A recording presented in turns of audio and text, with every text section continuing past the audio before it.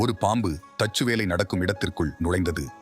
உள்ளே வைக்கப்பட்டிருந்த பொருட்களின் மீது ஊர்ந்து நகர்ந்தபோது ஒரு ரம்பத்தின் கூரிய பற்கள் பட்டு காயம் ஏற்பட்டது.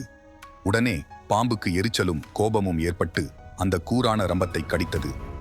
ரம்பத்தின் பற்கள் பட்டு பாம்பின் வாயில் ரத்தம் வர ஆரம்பித்தது. பாம்புக்கு எரிச்சலும் கோபம் தாங்கவில்லை. உடனே அந்த ரம்பத்தை சுற்றி வளைத்து இறுக்கி நொறுக்க ஆரம்பித்தது. இதனால் வலி அதிகமாகி ரத்தம் வர வர தன் பலம் முழுவதையும் சேர்த்து வேகமாக புரண்டது.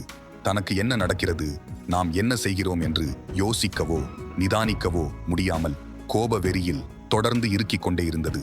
கடைசியில் தன் உடல் இரு துண்டாகி விழுந்து இறந்தது.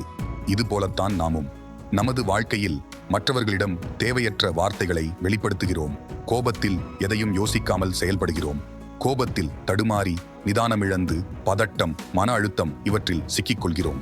கடைசியில் நம் மனதையும் உடலையும் உறவையும் வாழ்வையும் ஒட்டுமொத்தமாய் இழந்து விடுகிறோம். ஒன்றை மட்டும் மறக்கக்கூடாது, தானத்தில் சிறந்த தானம் நிதானம்தான். யார் எப்படி அவமானப்படுத்தினாலும் கோபமே வராது அந்த துறவிக்கு. அந்த ரகசியத்தை அறிந்து கொள்வதில் ஒரு சிஷ்யருக்கு ஆர்வம். துறவி விளக்கினார். ஒரு ஏரியில் காலியான படகில் அமர்ந்து தியானம் செய்வது என் வழக்கம். அப்படி ஒரு முறை தியானத்தில் இருந்தபோது நான் அமர்ந்திருந்த படகை வந்து முட்டியது ஒரு படகு.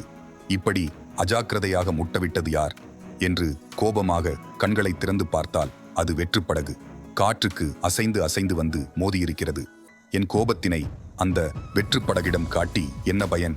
யாராவது என்னை கோபப்படுத்தும் போது இதுதான் நினைவுக்கு வரும். இதுவும் வெற்று படகுதான் என்று அமைதியாகி விடுவேன் என்றார் அந்த துறவி. இந்த இரண்டு கதையுமே கோபத்தை பற்றியதுதான். ஆனால் முதல் கதையில் வரும் பாம்பு போல் நீங்கள் இனிமேலும் நடந்து கொண்டால் உங்களுக்கு நீங்களே வைத்துக் கொள்ளும் ஆப்பு. இரண்டாவது கதையில் வரும் துறவியைப் போல் நடந்து கொண்டால் மன அமைதி தானாக கிடைக்கும். இதில் நீங்கள் எதை வேண்டுமானாலும் கடைபிடிக்கலாம். விருப்பமும் உங்களுடையது, வெகுமதியும் உங்களுடையது.